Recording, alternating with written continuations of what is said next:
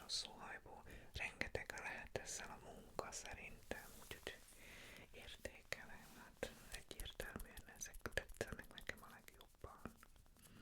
Kettes, könyörgök, kettes. Úgyhogy mehet is a 9-eset, túl egyszerű vagy a nyuci. Na és akkor most jön a dilemma, látod? Jó, mondjuk ez annyira egyszerű, szinte még meg sem fésülködött a hölgy. Tegyük 10-esre is az 1-es, legyen már ilyen nagyon